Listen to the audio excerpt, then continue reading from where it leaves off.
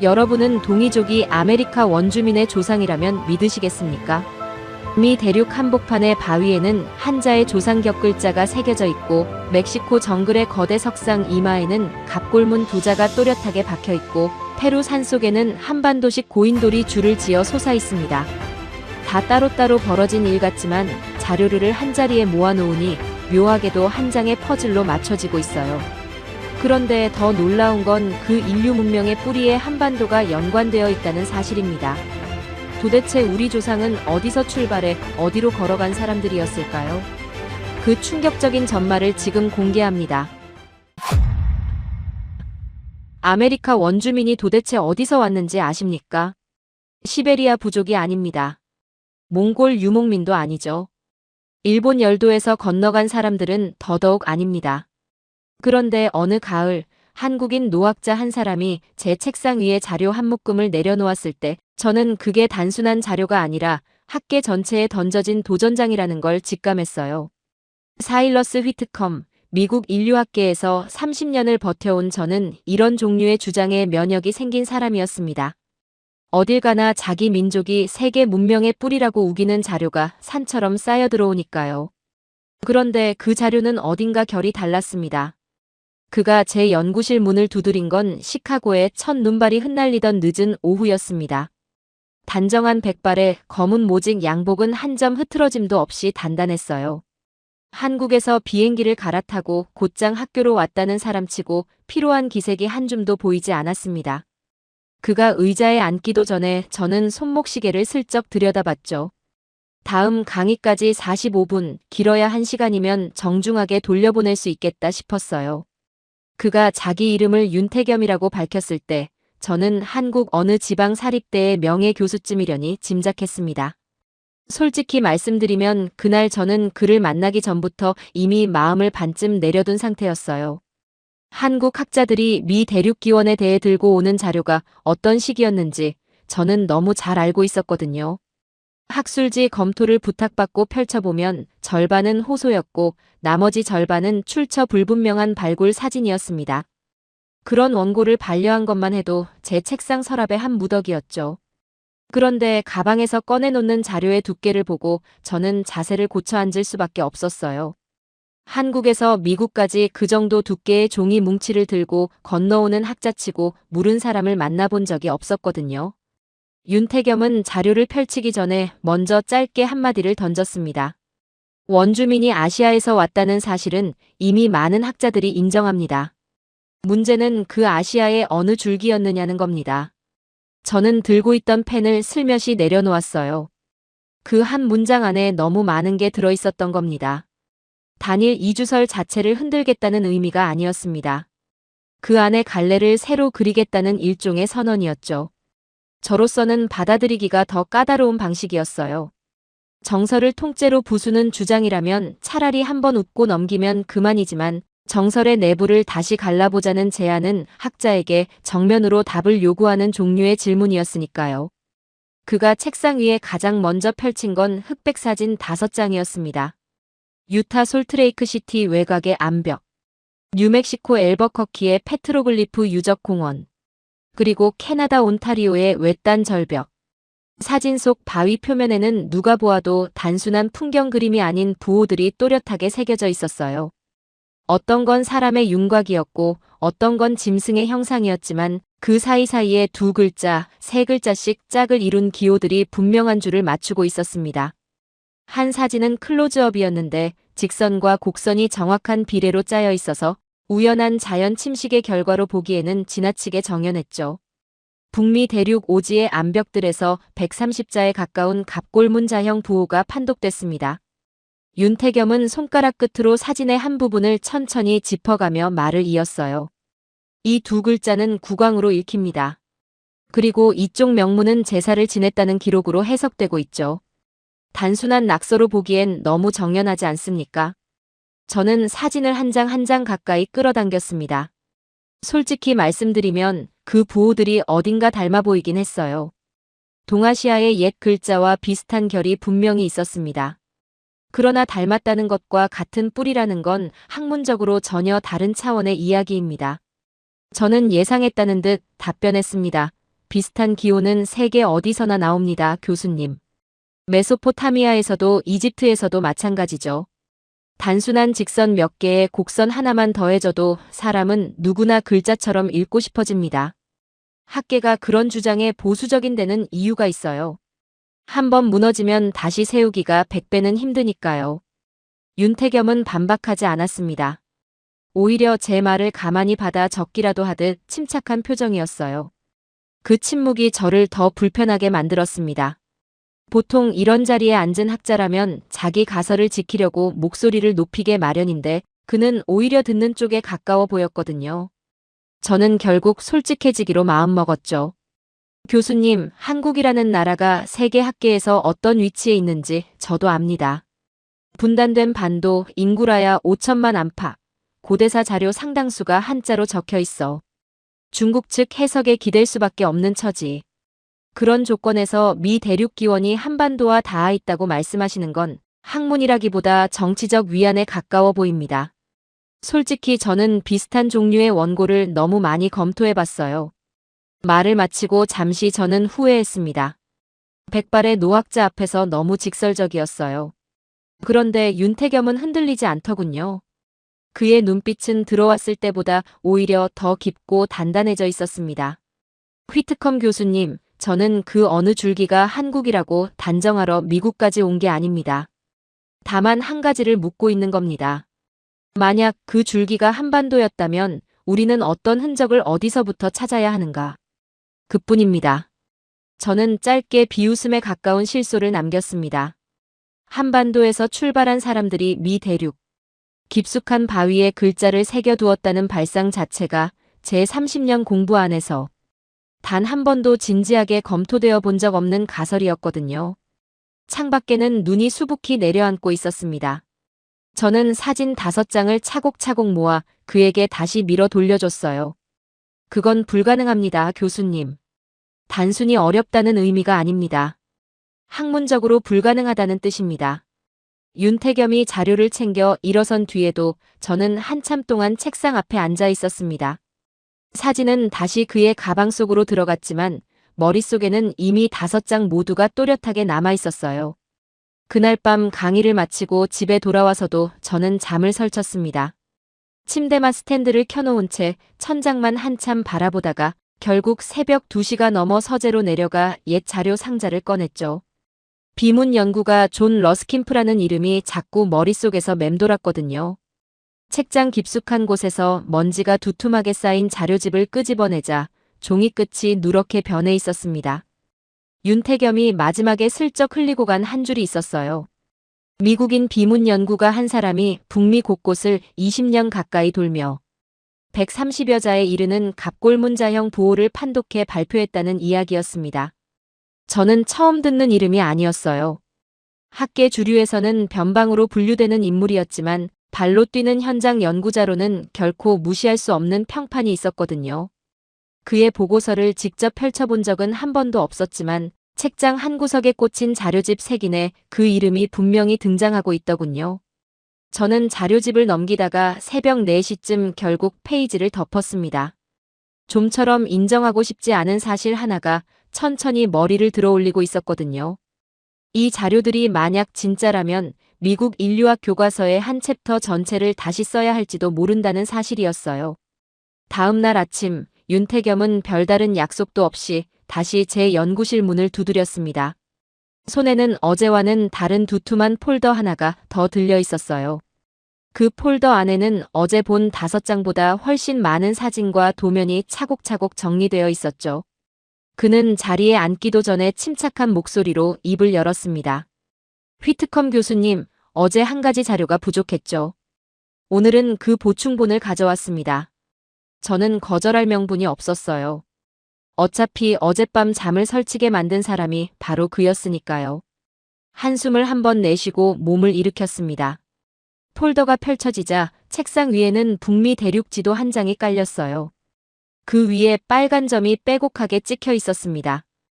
유타에서만 수십 곳, 뉴멕시코의 페트로글리프 유적 공원 일대에 또 수십 곳, 캐나다 온타리오 산악지대에 다시 수십 곳. 점을 잇는 선들이 묘하게 동서로 길게 뻗어 있었어요. 점의 밀집 양상이 마치 누군가 일정한 동선을 따라 흔적을 남긴 것처럼 보였습니다. 이 점들이 전부 갑골문자형 부호가 발견된 지점입니다. 단일 유적이 아닙니다. 한두 개도 아니고요. 130자가 넘는 부호가 서로 다른 손에 의해 서로 다른 시대의 바위에 새겨졌습니다. 저는 그 지도를 한참 들여다봤습니다. 점의 분포가 너무 넓었어요. 한 지역의 우연한 낙서로 설명하려면 3개 주에 걸친 동일 양식의 우연이 동시에 일어났다고 가정해야 했죠. 그건 학문적으로 받아들이기 어려운 종류의 가설이었습니다. 점 하나하나가 발굴 보고서의 페이지 번호와 연결되어 있었고 그 옆에 작은 글씨로 발견 연도가 적혀 있더군요. 1980년대에 발견된 유적이 있는가 하면 2000년대 들어 새로 보고된 지점도 보였습니다. 한 사람의 단독 발견이라기보다는 여러 연구자들이 수십 년에 걸쳐 누적해온 자료라는 뜻이었어요. 저는 한참을 들여다보다가 학자로서 가장 두려워하는 한 가지 가능성을 입안에서 굴려봤습니다. 만약 이게 사실이라면 미국 인류학계가 100년 가까이 못 본 척 외면해 온 자료가 이미 산처럼 쌓여 있다는 의미였습니다. 윤태겸은 그중 한 장을 골라 제 앞으로 밀었습니다. 이 2글자는 일반적으로 국왕으로 판독됩니다. 갑골문 사전에 그대로 들어있는 자형이죠. 그리고 이 옆에 보이는 5자짜리 명문은 제사를 지냈다는 기록으로 읽힙니다. 이런 식으로 문장 형태까지 판독해낸 명문이 8개입니다. 단순한 기호가 아니라 문장이라는 뜻이에요. 저는 손가락으로 책상 모서리를 톡톡 두드리며 잠시 침묵했어요. 학자에게 가장 곤란한 순간이 있다면 자기 신념을 지키기 위해 점점 무리한 반박을 꺼내야 하는 순간이죠. 저는 그런 자리에 막 들어서고 있었습니다. 교수님, 비슷한 기호는 세계 어디서나 나옵니다. 인간의 시각 인지 구조가 그렇거든요. 직선 2개와 횡선 하나만 그어놓으면 어느 문화권의 학자든 그 안에서 자기 글자를 찾아냅니다. 메소아메리카 원주민이 동아시아 글자를 알고 있었다고 단정 짓기에는 우연의 폭이 너무 큽니다. 이건 학문이 아니라 패턴 인식의 함정이에요. 윤태겸은 제 말이 끝날 때까지 천천히 고개를 끄덕였습니다. 그러더니 짧게 예상하고 있었단 듯이 다음 대답을 묵직하게 던졌어요. 맞습니다. 그래서 하나로는 부족합니다. 그 짧은 답이 저를 멈춰 세웠어요. 어제 사진을 돌려보내며 불가능하다고 단정했던 제 자신이 떠올랐거든요. 이 노학자는 처음부터 사진 한 장으로 저를 설득할 생각이 없었던 겁니다. 그는 제가 반박할 모든 경로를 미리 머릿속에서 한 번씩 걸어본 사람처럼 보였어요. 마치 체스판 위에 놓인 모든 수를 이미 다 둬본 노련한 기사처럼요. 교수님께서 우연이라 말씀하시면 우연일 수 있습니다. 그러나 우연이 누적되면 그건 더 이상 우연이라고 부르지 않습니다. 저는 그래서 사진 한 장으로 결론을 내자는 게 아닙니다. 같이 다음 자료로 한 발 넘어가 봅시다. 한 점이 우연인지 패턴인지는 2번째 점이 찍히는 자리에서 결정됩니다. 그가 폴더의 페이지를 천천히 넘겼어요. 그 안에 끼어있던 다음 사진이 살짝 모서리를 드러냈습니다. 그 사진은 북미 암벽이 아니었어요. 중미 어느 정글 한복판에 거대한 그림자처럼 솟아있는 석상의 흑백 사진이었습니다. 이마 한가운데에 무언가 또렷하게 새겨져 있었죠. 카메라 플래시 빛이 그 부호 위에 정확히 떨어져 있어 사진을 보는 순간 그 2글자가 가장 먼저 눈에 들어왔습니다. 저는 긴장하며 무심코 침을 한번 삼켰습니다. 어제까지만 해도 단순한 낙서로 처리하려 했던 그 부호가 이제는 북미 바위에서 중미 석상으로 자리를 옮기고 있었던 겁니다. 학자에게 가장 무서운 건 이런 종류의 흐름이에요. 우연히 한 번이면 미신이고 2번이면 가설이며 3번이면 학설이 되니까요. 이건 또 어디서 찍힌 사진입니까? 제 목소리가 의도와 다르게 살짝 갈라졌어요. 윤태겸은 말없이 사진을 책상 한가운데로 천천히 밀어놓았습니다. 사진 뒷면에는 검은 만년필 글씨로 단 한 줄이 적혀 있었죠. 멕시코 베라크루스 라벤타 유적. 저는 그 글자를 보면서 이내 잠시 동안 할 말을 잃었습니다. 사진 속 석상은 어림잡아 사람 키의 3배가 넘어 보였습니다. 둥근 얼굴, 두툼한 입술, 정수리 부근까지 단단하게 다듬어진 두건 모양의 형태. 그 거대한 이마 한복판에 두 글자가 또렷하게 음각되어 있었어요. 사진의 선명도가 좋지 않은 흑백이었지만 그 두 글자만은 마치 누가 일부러 빛을 비춰놓은 것처럼 도드라져 보였습니다. 저는 잠시 사진을 손에서 놓을 수가 없었어요. 책상 위에 놓인 시계의 초침 소리가 평소보다 훨씬 크게 들렸습니다. 이 석상은 1850년대에 멕시코 베라크루스 라벤타 유적에서 발굴된 거대 석조상입니다. 텍사스 크리스천 대학의 마이크 쉬 교수가 직접 현장에서 확인하고 보고서를 낸 적이 있어요. 이마의 두 자, 분명한 갑골문자 자형으로 판독됩니다. 그뿐이 아닙니다. 인근 지역에서 발견된 경계비에도 갑골문자로 새겨진 제사명문이 남아있죠. 윤태겸은 다른 사진 두 장을 더 꺼내 책상 위에 가지런히 놓았습니다.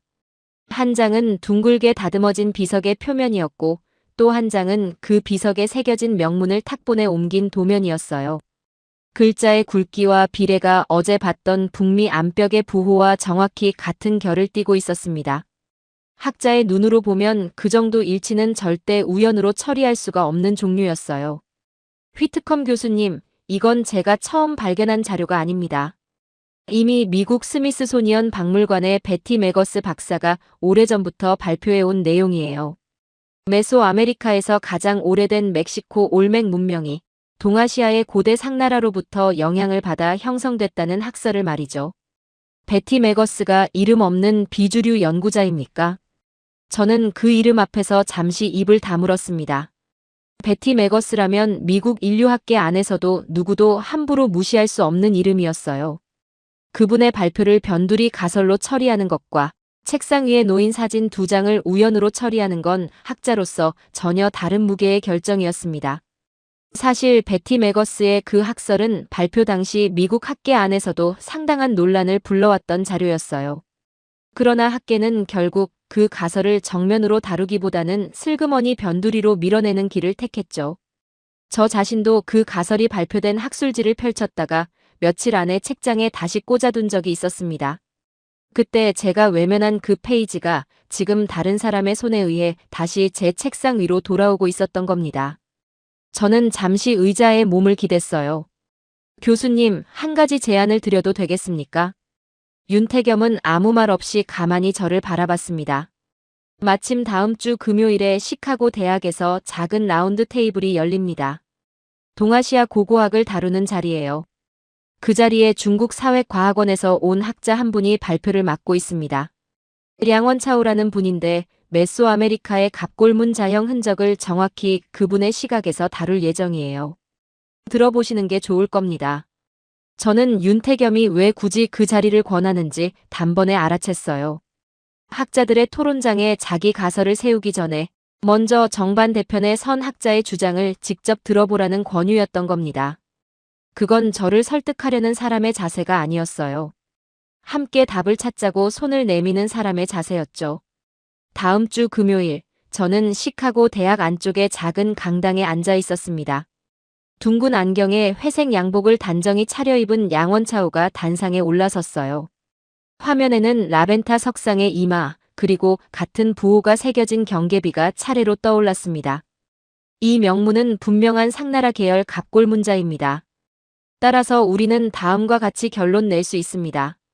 고대 중국 문명, 즉 상나라의 문명적 영향력이 태평양을 건너 메소아메리카까지 확장됐다는 사실이죠. 올맥 문명은 고대 중국의 자손 문명이라 부를 만합니다. 강당 안에서 박수가 쏟아졌어요. 미국 학자들 일부도 고개를 끄덕이고 있었습니다. 깔끔한 결론이었으니까요.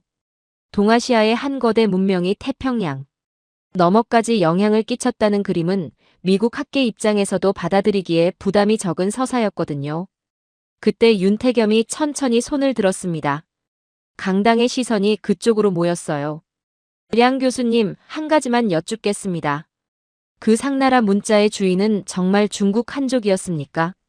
순간 강당 안의 공기가 살짝 가라앉았습니다. 량원차오의 입가에 옅은 웃음이 잠깐 머물렀다가 사라졌어요. 윤태겸은 거기서 멈추지 않았습니다. 갑골문자가 발굴된 은어 지역은 본래 동이의 활동 영역이었고 상나라를 세운 사람들은 학계에서도 동이 계열로 분류되는 흐름이 만만치 않습니다. 그런데 그 글자의 흔적이 라벤타 석상 이마에서 발견됐다면 우리가 마주해야 할 질문은 한 가지가 더 늘어납니다. 이건 중국 문명의 확장입니까? 아니면 동이 계열 이동 집단의 흔적입니까? 량원차오는 답을 늦췄어요. 단상 위에 놓인 물잔에 손을 가져갔다가 다시 내려놓았죠. 그 짧은 침묵이 강당 안에서 묘하게 길게 늘어졌습니다. 저는 그 순간 단상 위 학자가 아니라 저 자신을 향해 누군가 같은 질문을 던진 것 같은 기분이 들었어요. 라운드 테이블이 끝나고 강당을 빠져나오는 길에 윤태겸이 제 옆에 다가와 폴더 한 권을 더 건넸습니다. 표지에는 한 줄만 적혀 있었어요. 라벤타 인골 보고서. 그 안에는 라벤타 제문석 부근에서 출토된 6구의 두개골 사진이 들어 있었습니다. 모두 정수리 쪽이 길쭉하게 다듬어진 형태였죠. 한반도 김해 대성동 고분에서 발굴된 동이족 여성의 두개골과 거의 같은 비율이었어요. 저는 강당 복도 한가운데에서 그 사진들을 한 장씩 천천히 넘겼습니다. 글자는 위조할 수 있어요. 부호는 흉내낼 수 있어요. 하지만 사람의 머리뼈에 새겨진 풍습은 그렇게 만들어지지 않습니다. 그건 한 세대가 다음 세대에게 직접 손으로 눌러 만들어주는 종류의 흔적이에요. 한 사회의 가장 깊은 곳에서 대대로 이어지는 표식 말입니다. 갓난아기가 태어나자마자 작은 돌로 머리를 눌러 두개골 모양을 빚는 풍습. 한반도 지난 사람들의 풍습으로 삼국지 위서. 동이전에 기록된 그 편두가 멕시코 피라미드 안쪽에서 쏟아져 나온다는 사실. 저는 그 의미가 등 뒤에서 천천히 무거워지는 걸 느꼈습니다. 복도 끝에서 윤태겸이 조용히 한마디를 던졌어요. 북미 암벽의 부호 하나로는 부족하다고 하셨죠. 이제 중미 석상과 경계비, 그리고 인골까지 이어졌습니다.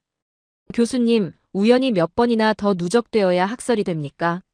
라운드 테이블 이후 정확히 열흘이 지난 토요일 오전, 저는 시카고 대학 도서관 지하 자료실에서 윤태겸과 다시 마주 앉아 있었습니다. 책상 위에는 페루의 어느 산악지대 사진 한 장이 놓여 있었어요. 사진 속에는 거대한 받침돌 위에 평평한 덮개돌을 얹은 무덤이 안개 낀 새벽빛 속에 또렷하게 솟아 있었습니다. 그 형태가 너무도 익숙해서 저는 한참을 들여다보다가 결국 짧게 한숨을 내쉬었어요. 한반도 강화도와 전라도 일대에서 흔히 볼 수 있는 탁자식 고인돌과 거의 같은 구조였거든요. 전 세계 고인돌의 절반에 가까운 4만 기 가까이가 한반도에 몰려 있습니다. 그래서 학자들 사이에서 한반도는 고인돌 왕국이라고 불리죠. 그런데 그 똑같은 형태의 무덤이 페루의 산속에서 그리고 미 대륙 원주민 유적 곳곳에서 잇따라 보고되고 있습니다. 단순한 돌무더기가 아닙니다. 받침과 덮개의 비례, 매장 방식, 방향까지 닮은 사례가 한두 곳이 아니에요. 윤태겸은 사진을 한 장 한 장 천천히 펼쳐놓았습니다. 페루뿐 아니라 콜롬비아, 볼리비아 일대에서도 비슷한 형태의 돌무덤이 보고되고 있더군요. 저는 그중 한 장을 손에 들고 한참을 살펴봤습니다. 그러다 결국 입을 열었죠. 교수님, 그래도 이건 짚고 넘어가야겠습니다. 인류의 매장 풍습 중 큰 돌을 싸는 방식은 세계 곳곳에서 독립적으로 발생할 수 있어요. 영국 스톤헨지, 프랑스 카르나크, 인도네시아 일부 지역까지 거성 문화는 어디서나 나타납니다. 형태가 닮았다는 것만으로 같은 뿌리를 가졌다고 단정 짓는 건 위험한 도약 아닙니까? 저는 일부러 단어 하나하나에 힘을 줬습니다. 학자가 자기 신념의 마지막 보루에서 던지는 반박이었어요. 윤태겸은 천천히 고개를 끄덕였습니다. 그러더니 사진 더미 위에 또 다른 자료 한 묶음을 슬며시 올려놓았어요. 맞습니다. 거석 문화는 세계 어디에나 있죠. 그러나 거석 하나만으로 끝났다면 저도 이 자리에 오지 않았습니다. 자, 이건 어떻게 보시겠습니까? 새 자료의 첫 페이지에는 아메리카 원주민 부족들의 언어 어순 분석이 정리되어 있었습니다. 나바호족, 호피족, 체로키족. 각기 다른 부족인데도 문장의 기본 구조가 모두 한국어와 똑같은 주어 다음 목적어 다음 동사 순서였어요. 영어를 비롯한 인도 유럽계 언어는 주어 다음 동사 다음 목적어로 흐르는데 미 대륙 원주민 언어는 한반도식 어순 그대로였던 겁니다. 다음 페이지에는 사진이 한 장 붙어 있었습니다. 미 대륙 원주민들이 둘러앉아 막대 4개를 던지며 노는 장면이었어요. 막대의 길이, 던지는 방식, 그 결과로 자기 말을 옮기는 판의 구조까지 한반도의 윷놀이와 거의 똑같았습니다. 윷, 모, 도, 개 같은 호명 방식만 다를 뿐 놀이의 본질은 그대로였어요. 학자에게 가장 무서운 일치는 바로 이런 것이었습니다. 외형이 아니라 규칙의 일치. 형태가 아니라 구조의 일치 말입니다. 댕기처럼 머리를 길게 따아 뒤로 늘어뜨리는 풍습. 혼례 때 신부의 양볼에 붉은 점을 찍는 풍습. 모두 미 대륙 원주민 부족들 안에서 지금도 살아있는 풍습들입니다. 한국에서 그걸 댕기머리, 연지곤지라고 부르죠. 단어는 다르지만 행위와 그 의미는 같아요. 저는 자료를 한 장씩 넘기다 손이 천천히 멈췄습니다. 매장 풍습 하나만 닮았다면 거성 문화의 우연이라 말할 수 있었어요. 어순 하나만 닮았다면 문법의 우연이라 말할 수 있었습니다. 놀이 하나만 닮았다면 단순한 유희의 일치라 말할 수 있었죠. 그런데 매장 풍습, 어순, 놀이, 머리 장식, 얼굴 장식이 한꺼번에 한 방향을 가리키고 있었어요. 그 한 방향은 동쪽이 아니라 서쪽이었습니다. 미 대륙에서 본다면 태평양 너머 동아시아, 그것도 한반도 쪽이었던 겁니다.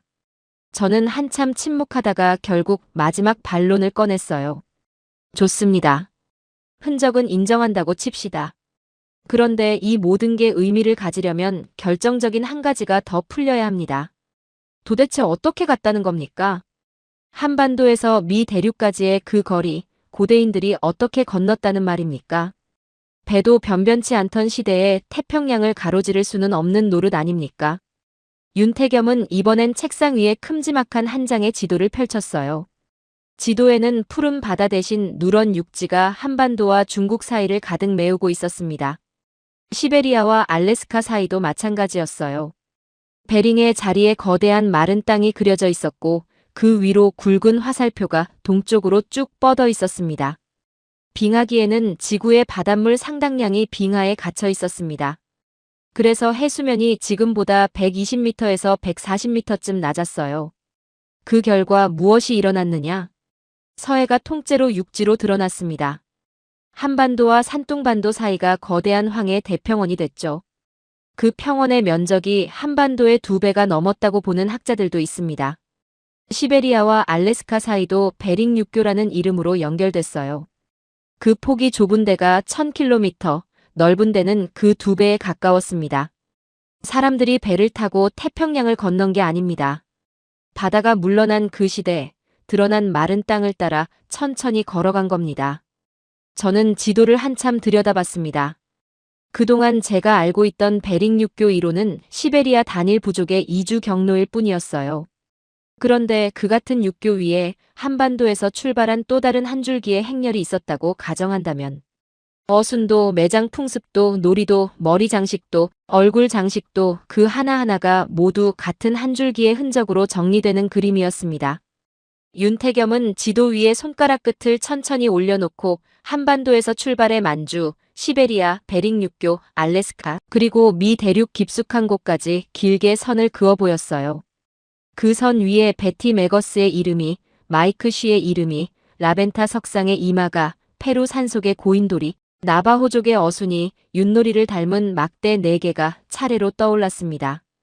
따로 흩어져 있을 때는 우연이었던 자료들이 그 한 줄의 선 위에 놓이는 순간 갑자기 한 무리의 행렬처럼 정렬되고 있었던 겁니다. 윤태겸이 조용히 한마디를 덧붙였습니다. 흔적은 있었습니다. 그리고 길도 있었습니다. 휘트컴 교수님, 학자가 마주해야 할 질문은 이제 하나로 모입니다. 이 흔적과 이 길을 따라 걸어간 사람들은 대체 누구였을까입니다. 저는 지도 위에서 시선을 떼지 못했어요. 마침 제 머릿속에는 빙하기의 어느 마른 평원을 걸어가는 한 무리의 사람들이 또렷하게 떠오르고 있었습니다. 시카고에서 비행기를 타고 2시간 남짓, 그리고 차로 1시간을 더 달려 도착한 미시간 어느 외곽의 작은 박물관이었습니다. 영하의 날씨에 입김이 하얗게 피어오르는 이른 아침이었어요. 박물관 직원이 두꺼운 코트를 걸친 채 보관소 문을 열어주었고 안쪽 공기는 살짝 곰팡내가 섞인 차가운 냄새가 났습니다. 형광등이 한 박자 늦게 깜빡이며 켜졌을 때 저는 진열장 한가운데 놓여있는 하나의 검은 평판을 보았어요. 어른 손바닥 2개를 합친 크기의 매끈한 슬레이트 돌이었습니다. 표면에는 아주 얇은 음각선들이 정확하게 5칸으로 나뉘어 새겨져 있었죠. 윤태겸은 평소처럼 차분한 표정이었지만 그날만큼은 그의 발걸음이 약간 느려져 있었습니다. 그는 보관소 한가운데에 멈춰 서서 저를 바라봤어요. 휘트컴 교수님, 지금까지 우리가 본 유물들은 모두 한 가지 결을 공유했습니다. 문자였거나 풍습이었거나 무덤 양식이었거나 신체 변형이었어요. 그건 학자들이 비교적 익숙하게 다룰 수 있는 종류의 자료입니다. 그런데 이 석판은 달랐습니다. 이건 단순한 문자나 풍습이 아니라 하나의 사건을 기록하고 있어요. 저는 진열장 앞으로 한 걸음 다가갔습니다. 직원이 흰 장갑을 낀 채 조심스럽게 진열장 유리를 열고 석판을 천천히 받침대 위로 옮겨 놓았어요. 가까이서 본 석판의 표면은 생각보다 매끄러웠고 칸을 나눈 음각선이 자로 잰 듯 정확했습니다. 윤태겸은 첫 번째 칸을 손가락 끝으로 짚었어요. 거기엔 평온한 마을의 그림이 새겨져 있었습니다.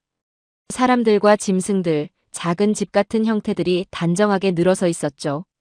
평범한 일상입니다. 그런데 두 번째 칸을 보십시오. 두 번째 칸으로 시선을 옮긴 순간 저는 자세도 모르게 짧게 숨을 들이켰습니다. 그림 속 사람들이 모두 허리춤까지 물에 잠겨 있었어요. 두 팔을 위로 번쩍 들어올린 자세였습니다. 처음엔 만세를 부르는 듯한 모습으로 보일 수 있었지만 그 표정과 자세를 자세히 보면 분명한 절규였어요. 발버둥 치는 사람의 자세였습니다. 한 칸 안에서 평온한 마을이 순식간에 물의 세계로 바뀌고 있었던 겁니다. 세 번째 칸은 더 충격적이었어요. 거대한 배 한 척이 물 위에 떠 있었습니다. 그 옆에는 작은 새 한 마리가 그려져 있었고 배 위에는 정연하게 그어진 격자 무늬가 있었어요. 윤태겸은 격자의 칸수를 손가락으로 천천히 헤아렸습니다. 가로 10칸, 세로 4칸. 정확히 40칸입니다. 이 40칸 격자가 모든 그림의 배 위에 빠지지 않고 새겨져 있어요. 단순한 장식이 아닙니다. 어떤 기간을 가리키는 숫자입니다. 40이라는 그 숫자가 무엇을 뜻하는지는 잠시 뒤에 말씀드리지요. 저는 들고 있던 펜을 노트 위에 천천히 내려놓았습니다. 40이라는 숫자가 머릿속을 한번 스쳐 지나갔어요. 그러나 그 의미를 입 밖으로 꺼내고 싶지 않았습니다. 학자에게는 어떤 단어들이 너무 무거워 함부로 발음할 수 없는 순간이 있거든요. 그 40이라는 숫자는 한 가지 거대한 기록 속에서 너무도 정확한 자리를 차지하고 있는 숫자였습니다. 미시간 외곽의 작은 박물관 보관소. 한복판에서 미국 인류학자인 제가 그 숫자를 마주하고 있다는 사실 자체가 비현실적이었어요. 네 번째 칸으로 넘어가자 그림은 다시 한번 결정적으로 바뀌어 있었습니다. 거대한 배의 한가운데에서 동물들이 줄을 지어 내려오고 있었어요. 그것도 한 마리씩이 아니라 2마리씩 짝을 지은 채로요. 암수 한 쌍씩이 정확하게 짝지어 행렬을 이루고 있었습니다. 그 옆에는 4사람의 남자가 오른팔을 하늘로 들어올린 모습으로 나란히 서 있었어요. 그건 절규가 아니라 분명한 환호의 자세였습니다. 살아남은 자의 손짓이었어요. 동물들이 한 쌍씩 내려오는 장면. 4명의 남자. 그리고 살아남은 자세. 이 그림이 우연히 만들어진 구성이라고 보십니까? 저는 답을 못했습니다. 답할 단어가 머릿속에 없었던 게 아니라 그 단어를 입 밖으로 꺼내는 순간 모든 게 무너질 거라는 직감이 들었거든요. 5번째 칸은 가장 조용한 그림이었습니다. 하늘 한가운데에 둥근 무지개가 또렷하게 떠 있었고 그 아래 작은 새 한 마리가 입에 잎사귀를 물고 있었어요. 그리고 그 옆에는 태양이 그려져 있었는데 그 태양의 모양이 이상했습니다. 온전한 동그라미가 아니라 윗부분이 잘려나간 듯 아랫부분만 둥글게 보이는 반원 형태였어요. 흔히 볼 수 있는 표현이 아니었습니다. 다른 칸의 태양은 멀쩡한 동그라미인데 유독 홍수 이전 장면의 태양만 그렇게 그려져 있었던 겁니다. 저는 그 반원 태양 앞에서 한참을 멈춰 섰어요. 학자로서 도무지 설명할 수가 없었습니다. 단순한 양식적 차이라기엔 너무 일관됐어요. 모든 석판에서 홍수 이전과 이후의 태양 모양이 다르게 그려져 있었거든요. 무지개와 잎사귀를 문 새는 어떤 신화에든 등장할 수 있는 보편적 상징이라 칠 수도 있습니다. 그런데 태양의 윗부분만 사라진 그 묘사 방식은 보편적 상징의 영역이 아니었어요. 저는 그 의미를 더는 외면할 수가 없었습니다. 윤태겸은 진열장 옆으로 한 걸음 물러서며 천천히 입을 열었습니다. 휘트컴 교수님, 우리가 지금까지 본 자료들은 어떤 사람들이 미 대륙으로 이동했는가를 가리키고 있었습니다. 문자, 풍습, 매장, 어순, 놀이, 신체 변형. 그런데 이 석판은 차원이 다릅니다. 이건 그 사람들이 무엇을 기억하고 있었는가를 묻는 자료입니다. 그게 정확히 어떤 사건이었는지는 지금 단계에서는 정체불명의 큰 사건이라고만 부르겠습니다. 그러나 이 그림의 구조를 단순한 원주민 신화로 처리하기엔 너무도 정연한 기록이에요. 저는 한참 동안 그 검은 석판 앞에 가만히 서 있었습니다. 어제까지 제가 추적하고 있던 질문은 한 가지였어요. 누가 이 길을 걸어 미 대륙까지 갔는가? 그런데 지금 제 앞에 놓인 석판은 그 질문을 한 단계 더 깊이 끌고 들어가고 있었습니다. 누가 갔는가가 아니라 그들이 무엇을 가지고 갔는가? 어떤 기억을 품은 채 그 빙하기의 마른 평원을 건너갔는가였습니다. 보관소를 빠져나오는 길에 저는 한참 동안 말을 잃었어요.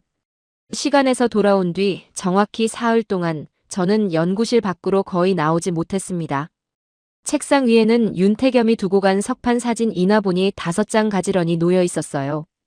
그 사진들을 들여다보고 있노라면 사진 속 음각선이 살아 움직이는 듯한 착시까지 들 정도였습니다. 사흘째 되던 날 새벽 3시, 저는 책상 앞에 앉아 마침내 한 가지 단어를 노트 한 구석에 작게 적어보았어요. 적어놓고 나서도 한참을 그 단어를 지웠다 썼다 했습니다. 연구실 책장에는 종교 서적도 몇 권 꽂혀 있었습니다. 인류학자가 종교를 다루는 건 직업적 필요였지만 저는 그 책들을 학문의 자료로만 다뤄왔어요. 종교는 종교의 자리에, 학문은 학문의 자리에.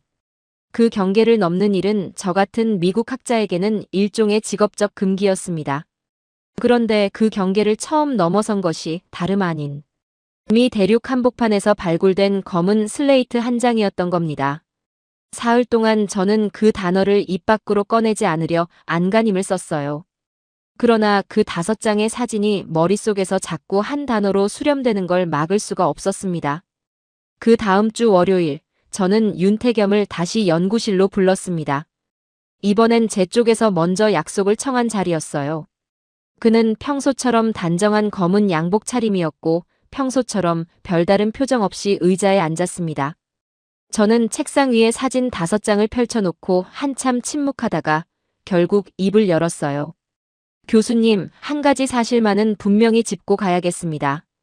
이 석판은 솔직히 말씀드리면 동이족의 풍습이 아닙니다. 윤태겸은 가만히 고개를 들었습니다. 저는 사진 한 장 한 장을 손가락으로 짚어가며 천천히 말을 이었어요. 동이족의 이동 흔적이라면 문자가 나와야 했습니다. 라벤타 석상 이마처럼요. 제사 양식이 나와야 했습니다. 갑골문 명문처럼요. 무덤 형태가 나와야 했습니다. 페루 산속의 고인돌처럼요. 신체 변형이 나와야 했습니다. 라벤타 인골의 편두처럼요. 그런데 이 석판에는 그 어느 것도 없습니다. 이 석판에는 물이 있고 배가 있고 새가 있고 40칸의 격자가 있고 한 쌍씩 짝지어 내려오는 동물들이 있고 4명의 남자가 있고 둥근 무지개가 있고 윗부분이 사라진 반원의 태양이 있어요. 이건 한 부족의 풍습 기록이 아니라 한 사건의 기록입니다. 그 사건의 윤곽이 너무 정확해서 저는 사흘 동안 그 사실을 외면해 보려고 안간힘을 썼습니다. 그런데 외면이 불가능했어요. 저는 잠시 말을 끊고 윤태겸의 얼굴을 바라봤습니다. 그는 여전히 침묵하고 있었어요. 그러나 그 침묵은 더 깊이 들어가 보라는 무언의 권유였습니다. 이건 동이족의 풍습이 아닙니다. 이건 어떤 거대한 사건의 기록이에요. 그것도 한 부족의 신화가 아니라 인류 전체의 가장 오래된 한 가지 사건과 정확히 맞물리는 기록입니다. 저는 노트 한 구석에 사흘 전 새벽 3시에 적어두었던 그 단어를 천천히 펼쳤어요. 그 단어가 거기에 있었습니다. 사흘 동안 한 번도 입 밖으로 꺼내지 못한 그 이름이. 교수님, 제가 이 석판을 보면서 머릿속에 떠올린 이름은 동이족의 어떤 왕도 아니었습니다. 중국의 어떤 황제도 아니었어요. 그건 노아였습니다. 연구실 안의 공기가 한순간 가라앉는 듯 했어요. 라디에이터의 미세한 소음만이 한 박자 더 또렷하게 들려왔습니다. 윤태겸은 그제야 천천히 의자 등받이에서 몸을 앞으로 기울였어요. 저는 잠시 두 손으로 머리를 감쌌어요. 노아의 이야기는 미국에서 자라난 사람이라면 누구나 어린 시절 한 번쯤은 들어본 이야기죠. 그런데 그 이야기가 이스라엘 어느 양피지에 적힌 종교적 서사가 아니라 미시간 외곽의 작은 박물관에 잠들어 있던 검은 슬레이트 한 장 위에 또렷하게 새겨져 있었던 겁니다. 그것도 동이족의 흔적이 누적된 미 대륙 한복판에서요. 학자에게 가장 곤란한 종류의 일치가 있다면 바로 이런 일치였습니다. 종교의 영역과 학문의 영역이 한 장의 돌 위에서 정면으로 만나버린 것이죠. 어느 한쪽을 외면하면 다른 한쪽을 설명할 수 없게 되는 종류의 만남이었습니다. 그렇다면 질문이 한 단계 더 깊어집니다. 저는 천천히 얼굴에서 손을 떼고 윤태겸을 바라봤습니다. 동이족 계열의 이동 집단이 미 대륙으로 건너왔다는 사실은 이제 자료가 충분합니다. 인정합니다. 그런데 그 사람들이 도대체 어디서 노아의 기억을 얻었습니까? 한반도에서 만들어진 신화입니까? 아니면 한반도에 도착하기 전부터 그들의 더 깊은 조상에게서 물려받은 기억입니까? 동이족이라는 민족의 뿌리는 도대체 어디까지 거슬러 올라가는 겁니까? 윤태겸은 한참 동안 답을 늦췄어요. 그러더니 천천히 가방에서 새로운 폴더를 꺼냈습니다. 표지에는 단 한 줄이 적혀 있었어요. 셈의 계보, 그리고 동방이동. 교수님, 이 질문은 저도 평생을 따라온 질문입니다. 그리고 그 답은 한반도에서 시작되지 않습니다. 한반도는 그 답이 끝나는 자리예요. 시작은 훨씬 더 서쪽, 훨씬 더 오래된 자리에 있습니다.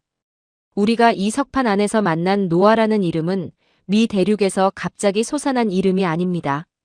한반도에서 갑자기 만들어진 이름도 아니에요.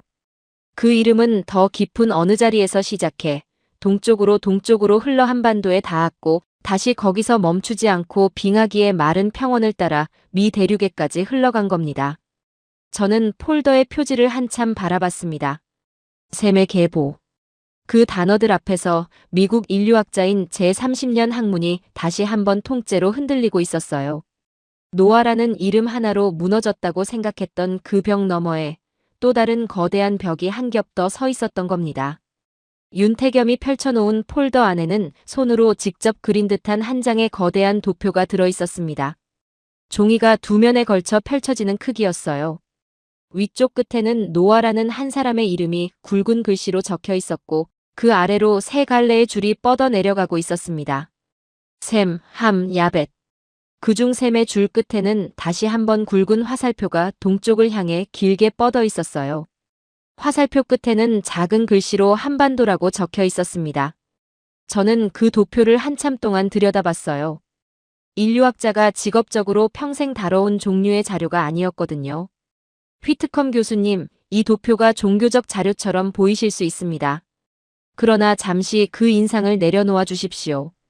저는 지금 이 이름들을 어느 신학자의 해석이 아니라 한민족 이동의 좌표로 다루려는 겁니다. 윤태겸은 손가락 끝으로 셈의 이름을 짚었어요. 그러고는 그 줄을 따라 천천히 아래로 내려갔습니다. 셈의 후손 중에 에벨이라는 인물이 있었습니다.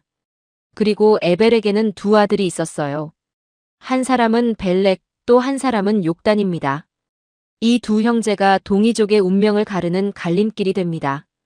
벨렉의 후손은 서쪽으로 흘러 훗날의 이스라엘 계보로 이어지고 욕단의 후손은 정반대 방향, 즉 동쪽으로 향합니다. 저는 도표 위에서 벨렉과 욕단의 줄이 정확히 반대편으로 갈라지는 지점을 들여다봤어요. 그 두 갈래는 다시는 만나지 않는 듯 보였지만 실은 한 뿌리에서 나온 두 가지였던 셈입니다. 교수님, 그 욕단이라는 인물이 도대체 무엇을 피해 동쪽으로 떠났습니까? 저는 결국 학자다운 질문을 던졌어요. 윤태겸은 이번엔 도표의 한가운데 굵게 표시된 한 단어를 손가락으로 짚었습니다. 거기엔 바벨이라고 적혀 있었어요. 노아의 후손들이 한 평원에 모여 거대한 탑을 쌓았던 그 사건입니다.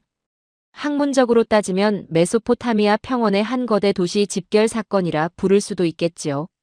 그 집결을 주도한 인물이 함의 손자 니무롯이었고 셈의 후손인 욕단은 그 집결에 가담하지 않았습니다. 정확히 말씀드리면 그 집결을 일종의 배도로 보고 정반대 방향, 즉 동쪽 끝을 향해 무리를 이끌고 떠난 겁니다. 윤태겸은 도표의 아래쪽에 그려진 산맥들을 손가락으로 천천히 따라 짚었어요. 메소포타미아에서 출발한 욕단의 무리는 먼저 파미르 고원을 넘었습니다. 그 다음 천산 산맥, 그 다음 알타이 산맥. 그 산들은 지금도 한 사람이 걸어서 넘기 힘든 험준한 지대입니다. 평균 해발이 4,000m를 넘는 곳도 있어요. 그러나 그들은 그 산들을 차례로 넘었습니다.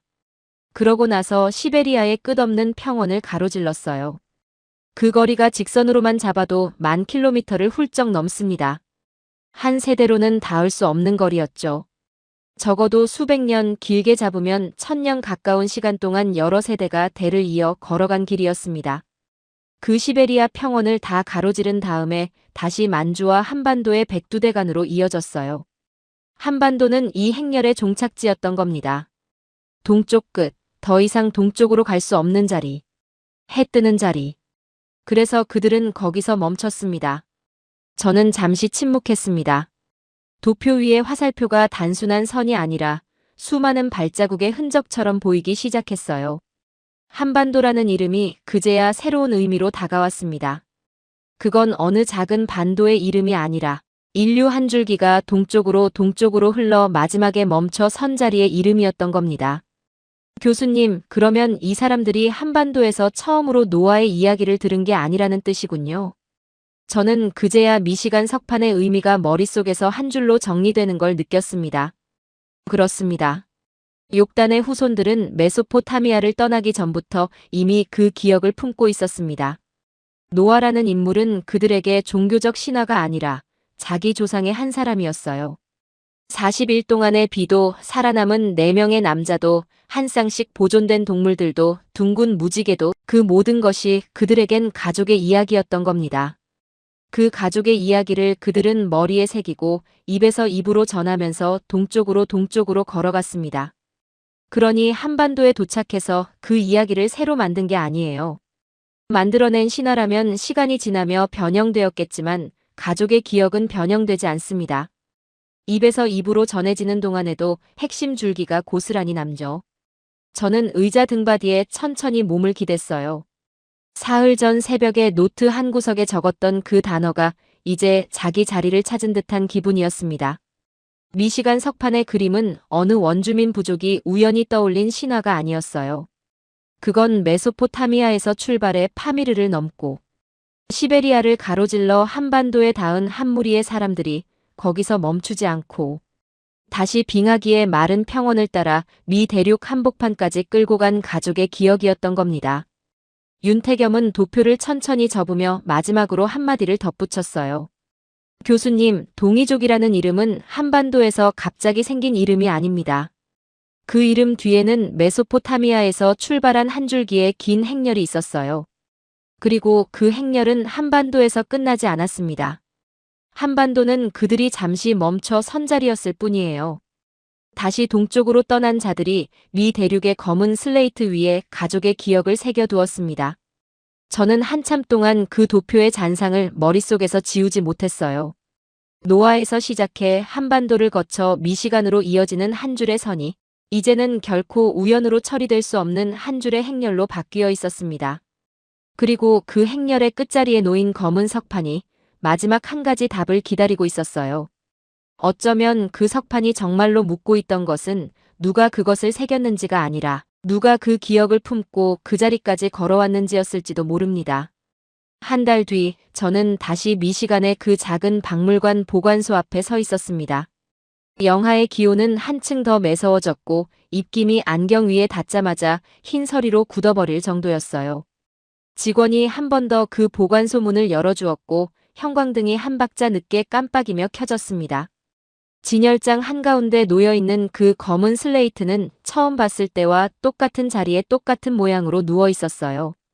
윤태겸은 이번에는 한 발짝 떨어진 자리에 조용히 서 있었습니다. 그는 아무 말도 하지 않았어요. 마치 마지막 결론은 학자 자신의 입에서 나와야 한다는 듯이요. 저는 첫 번째 칸을 다시 들여다봤습니다.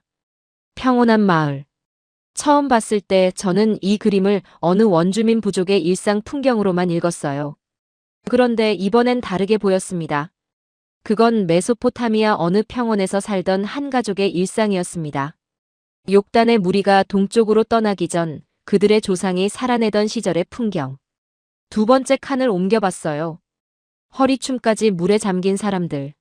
처음엔 단순한 발버둥의 순간으로만 보였습니다. 이번엔 그 절규의 의미가 달라졌어요. 그건 한 부족의 신화가 아니라 한 가족이 직접 목격한 사건의 기록이었습니다. 그 가족이 동쪽으로 걸어가는 동안에도 결코 잊지 못한 비명의 풍경이었던 겁니다. 세 번째 칸의 40칸 격자. 이제는 더 이상 의미를 외면할 필요가 없었어요. 가로 10칸, 세로 4칸. 40이라는 숫자가 가리키는 그 비의 기록. 한 가족이 폐쇄된 배 안에서 견뎌낸 그 40. 1이 한반도를 거쳐 미시간 외곽까지 흘러와 검은 슬레이트 위에 또렷하게 새겨져 있었던 겁니다. 네 번째 칸의 동물 한 쌍과 4명의 남자. 그건 노아와 그의 세 아들이었습니다. 셈, 함, 야벳. 그중 셈의 후손이 시간이 흐른 뒤 메소포타미아에서 동쪽으로 떠나 파미르와 천산과 알타이를 넘어 시베리아를 가로지르고 한반도에 닿았다가 다시 빙하기의 마른 평원을 따라 미 대륙까지 흘러갔다는 그림이 이제는 한 줄의 도표 위에 정렬돼 있었어요. 다섯 번째 칸의 둥근 무지개와 잎사귀를 문새. 그리고 그 옆에 윗부분이 사라진 반원의 태양. 한 달 전 제가 가장 설명하기 어려웠던 그 반원 태양이 이제는 가족 기억의 일부로 자리를 찾았습니다. 그건 이 가족의 어떤 조상이 직접 본 풍경이었어요. 후손들이 상상으로 만들어낸 그림이 아니라 입에서 입으로 전해진 가족의 첫 시야였던 겁니다. 그 시야가 동쪽으로 흘러 미 대륙 한복판에서 다시 돌 위에 새겨졌어요. 신기하게도 같은 5칸의 그림이 한 달 전과 정반대의 무게로 제 가슴 위에 올라와 있었습니다. 처음 봤을 때 이 5칸은 어느 부족의 정체불명 기록이었지만 지금은 메소포타미아에서 출발한 한 가족이 그 어떤 후손도 잊지 않기를 바라며 돌 위에 새겨둔 가장 오래된 한 장의 증언이 되어 있었어요. 저는 한참을 그 자리에 서 있었어요. 등 뒤에서 윤태겸의 발걸음 소리가 한 번도 들리지 않았습니다. 그는 가만히 저를 기다리고 있었어요. 결국 제가 먼저 입을 열었습니다. 교수님, 이제 정리가 됩니다. 이 석판이 왜 미 대륙에 있었는지는 동이족 계열의 이동이 설명했어요. 라벤타 석상, 페루 고인돌, 나바호 어순, 윷놀이, 댕기, 연지곤지, 라벤타 인골의 편두. 이 모든 자료가 한 줄의 행렬을 가리키고 있었습니다. 그 행렬은 빙하기의 마른 평원을 따라 미 대륙까지 이어졌고 이 검은 슬레이트는 그 행렬이 가장 동쪽까지 갔던 자리에 남긴 흔적이었어요. 저는 잠시 숨을 고르곤 말했습니다. 그런데 이 석판의 내용이 왜 노아의 기억이었는지는 메소포타미아에서 출발한 욕단의 후손이 처음부터 그 기억을 품고 떠났기 때문에 한반도를 거쳐 미 대륙까지 흘러간 다음에도 그 기억이 사라지지 않았던 겁니다. 다시 말해 석판의 위치는 이동이 설명했고 석판의 내용은 뿌리가 설명한 거예요. 윤태겸은 한참 동안 침묵하다가 처음으로 옅은 미소를 지으며 천천히 고개를 끄덕였어요. 휘트컴 교수님, 그게 우리가 함께 따라온 한 줄의 결론입니다. 저는 진열장에서 한 걸음 물러서며 그 검은 슬레이트를 마지막으로 한 번 더 바라봤습니다. 처음 봤을 때 그것은 한 원주민 부족이 남긴 정체불명의 그림이었어요. 두 번째에는 동이족 계열 이동 집단의 가장 이상한 유물이었고요. 세 번째에는 메소포타미아에서 출발해 한반도를 거쳐 미 대륙까지 흘러온 한 가족의 가장 오래된 기억이었습니다. 같은 돌이 3번 다른 의미로 읽히는 동안 미국 인류학자인 제30년 학문의 단단한 벽이 한 겹씩 무너져 내렸어요. 박물관 정문을 나서며 저는 잠시 미시간의 하늘을 올려다봤습니다. 한반도는 더 이상 작은 동쪽 끝의 반도가 아니었습니다. 그건 메소포타미아에서 출발한 한 줄기의 긴 행렬이 잠시 멈춰섰던 정거장이자 그 기억을 다음 자리로 다시 흘려보낸 발신지였던 겁니다. 미국 학자로서 저는 평생 한반도라는 이름을 학술 지도의 한 귀퉁이에서만 봐왔어요. 그런데 이번 한 달 동안 그 작은 반도가 인류 한 줄기의 정신이 가장 오래 머물렀던 자리였다는 사실을 처음으로 인정해야 했습니다. 그 인정이 학자로서 가장 무거웠고 동시에 가장 정직했어요. 오늘 이야기는 여기까지입니다. 오늘 내용은 실제 고고학 자료를 시나리오 형식으로 풀어본 내용인데요. 정말 놀랍지 않으신가요? 동이족의 기원과 이동 경로는 정말 파면 팔수록 놀라운데요. 앞으로도 고고학 연구가 더 활발해져서 우리 민족의 뿌리가 널리 알려졌으면 좋겠습니다. 오늘의 이야기가 흥미로우셨다면 구독과 좋아요 한 번씩 부탁드리고요. 더 많은 분들께 닿을 수 있도록 공유 부탁드리겠습니다. 그리고 우리 민족의 기원에 대해 여러분 생각은 어떠신지 댓글로 꼭 남겨주시기 바랍니다. 다음 시간에 더 유익한 영상으로 찾아뵙겠습니다. 끝까지 시청해주셔서 감사합니다.